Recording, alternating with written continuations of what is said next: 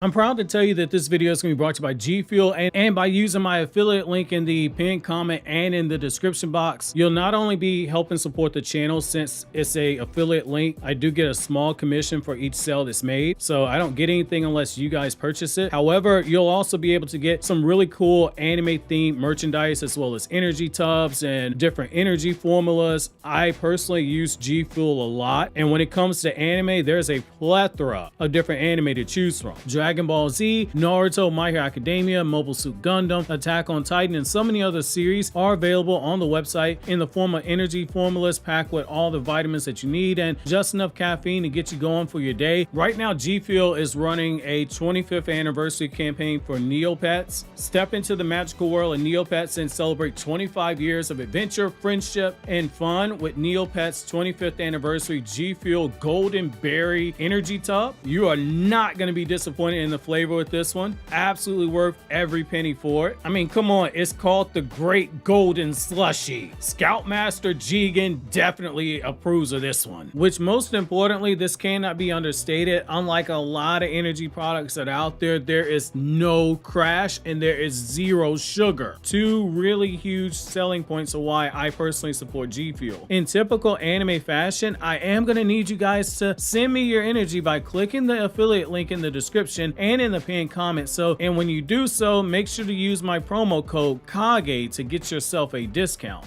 Yo, what's going on, everybody? It's your boy Naruto Explain here, bringing you guys another Boruto 2 Blue Vortex discussion. Today, I wanted to talk to you guys about something that happened in chapter 16 of Boruto 2 Blue Vortex that has been on my mind since the chapter came out, and I've been rereading this part of the manga and just the whole interrogation saga of Boruto during this part of the story, because there is a new development in the Rogue Ninja Boruto subplot that is going on right now that does not seem to be going away, and instead appears to be ramping up even further now that the story has progressed, and the stakes, they just keep getting higher. Join me in today's newest Naruto Explained video, where we're going to shine the spotlight on the Feudal Lord, Madoka Ikkyo, and why our favorite Rogue Ninja Boruto is about to have a much harder time moving forward. In the last chapter, we finally got the big payoff from what the elder said to Shikamaru when Boruto escaped from Konoha, which is that in the aftermath of Boruto's escape,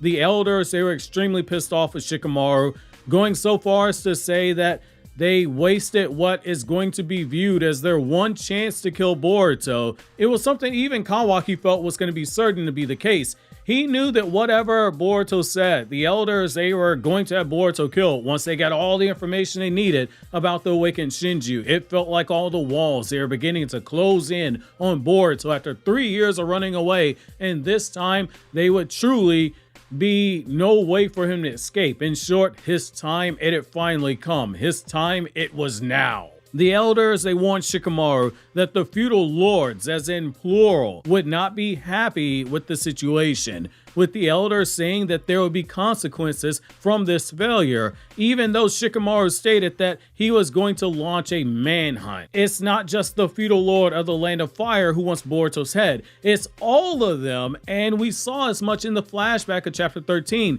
where Boruto had Sand Village shinobi tracking him down, over 20 of them beginning to circle in on his location before Kashi and Koji managed to save him. Even in the modern era, we saw Gaara, a literal Kazekage, out there in the field putting out work with the team, leading the manhunt to track down Boruto, which ultimately led to them encountering Matsuri. There's good reason that the feudal lords all want Boruto dead, and by extension Sasuke.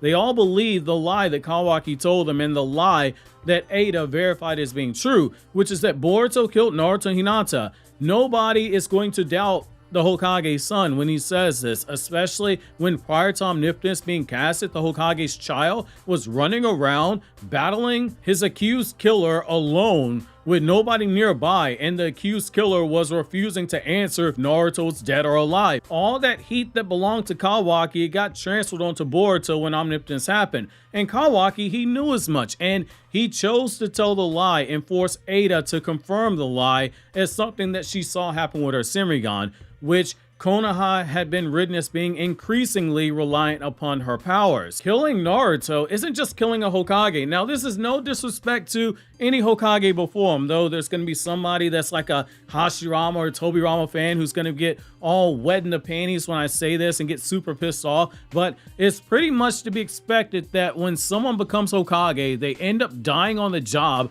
or coming close to it. Hashirama died due to undisclosed reasons during the first Ninja War. Tobirama died during the first Ninja War. Minato died during the Nine Tails attack.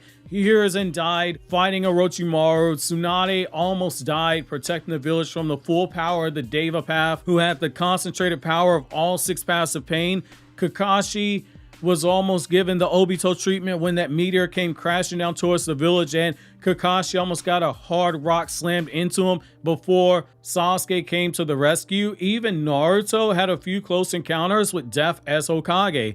Momoshiki was in the process of extracting his chakra. Jigen was gonna leave him to be sealed away to starve to death, and Ishiki, had he made a couple of different decisions, he could have killed him, as confirmed by the alternate possible timeline that Kashin Koji saw that never came into existence. Hokage dying is nothing new, and the health insurance premiums for Hokage, they gotta be pretty damn expensive. But Naruto, he isn't your ordinary Hokage. Again, no disrespect to any of the others before him, but he makes them look like absolute bums. And it's not just because he was the strongest Hokage, cry about it, to have ever existed. Naruto as the hero of the 4th Ninja War, a 3-day war that was so dark that it forever is remembered by the history in universe as being this near global catastrophe, this destruction of all life that they knew it in the universe. During that darkness, it was the golden chakra aura of Naruto Uzumaki lighting the path forward out of that darkness to this bright new world of semi-peace and coexistence that the characters currently enjoy to this day. It's a testament to Naruto's impact that he had, that after he died, after having saved the world on 4 separate occasions and doing so twice as Hokage, that the nations are all hunting down his supposed killer, so emotionally invested in the execution of his killer that they don't see reason. They are operating off of pure emotion. In the last chapter, we have the feudal lords prove what the elder said to be correct. He flat out said that he wanted answers about the Boruto situation because the streets, they were telling him that their ops Boruto, he had been in the village not just once, not just twice, but several times, and was still out there walking around breathing. He referred to him as being one measly rogue ninja and said, how can you let him escape your custody? And my man, he wanted answers. This is a drastic change from the Madoka Ikkyo that we saw in Boruto Part 1, the son of the feudal lord from Naruto's manga.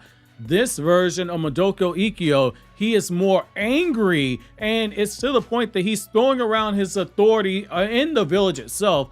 And he rightfully has the right to do so because he's the one sending the money to the village to keep the lights on. It's called return of investment. He said if things are not settled quickly in Konoha Falls, there's going to be consequences that get pushed down on the village, starting with those responsible, i.e. Shikamaru. And Ada, she knew as much, because she's always watching with that Sharingan, and she warned Shikamaru that she wasn't going to snitch on him for helping Boruto escape, but she basically said, the streets they talking, and the streets they need a body. The reaction and the drastic change of the feudal lord in temperament, it can all be boiled down to how personally he took Boruto supposedly killing Naruto, which again, dramatic irony, we as the audience know Naruto's a lie, but characters in the universe don't know that.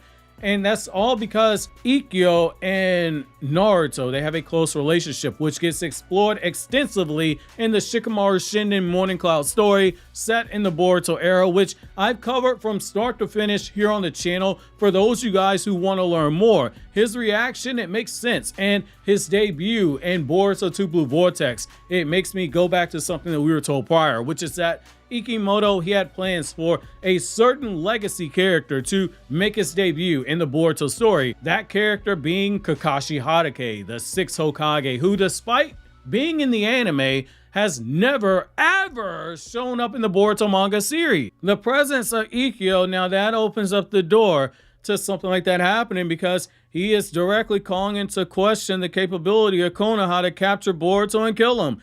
Boruto isn't the only person who is a traitor and a rogue ninja, so too is Sasuke. While Konoha was informed, hey Sasuke, he's currently bird watching, he's currently stuck as a tree, the fact remains that going all the way back to Naruto's manga, in Naruto chapter 699, we are told specifically that Kakashi is the one responsible for Sasuke, since he wasn't getting executed for his crimes and he wasn't even being given life in prison. Sasuke's probation is and has always been and will forever be at the discretion of the sitting Hokage, and based on Shikamaru's actions in part 1 of Boruto 2 Blue Vortex, we know that Shikamaru basically put a green light on Sasuke's head, and he promised more money than a person could ever hope to spend in their lifetime, and 100 virgins to the person who managed to kill Sasuke. Obviously exaggerating, don't take it too seriously.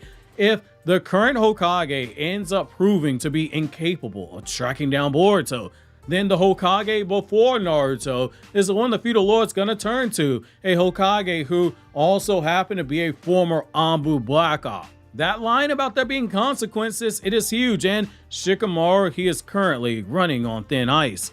We were told that there was going to be this manhunt, yet we hadn't seen a team assemble, and while the situation in the Hidden Sand Village and the Land of Wind does appear to be a big deal, a really big deal, Madoka Ikkyo's presence in the manga is pretty much making his stance known. He's saying, hey, that's a big deal, right? It's called multitasking, bitch. So use that big brain of yours, put down the shogi pieces, and you figure out how to run 2 operations simultaneously before I gotta step in, and if I gotta step in, it's gonna be some problems. Could we see the Boruto execution squad getting picked? And could we see Kakashi being forced out retirement to get involved because Shikamaru seemingly is not up to the job? Could we also see Orochimaru brought out of that hole in the wall that he's standing behind for devious reasons? I don't think we can discount that, because where were Gaara and his team when they found Matsuri? They were in Orochimaru's hideout trying to navigate all those tunnels looking for Boruto, which, is a reminder, Orochimaru's hideouts, as we were told in Naruto's manga, if you don't know where you're going, you will get lost because of all the traps and hidden doors and etc. Which means they found some intel that pointed them in that direction, and who better to start moving through those tunnels than everyone's favorite pedo snake, who likes shiny red eyes almost as much as a certain person who likes watching anime where there's a character with the body of a 12-year-old that they're sitting there gooning over publicly, but they make the excuses that she's really 3,000 years old, and they get mad when you call them out on the argument that art isn't a person, so it's not pedo bear behavior, so don't lock them away and throw away the key. Who better than Orochimaru to start sniffing around and get to the bottom of what's going on? My friends, that might not be a prediction, but in the words of Paul Heyman, the wise man, this is a spoiler potentially, which is why, and which would explain why Koji is written as having using Orochimaru's hideouts, both for their security, big brain move, but also to remind us as readers that Orochimaru is still out there and start conditioning us to start thinking about Orochimaru, just as I'm reminding you to click here on the left for the newest Naruto Explained video to watch that if you have missed that one, and click here on the right for this new video for my Anime Explained channel where I discuss non-Naruto content.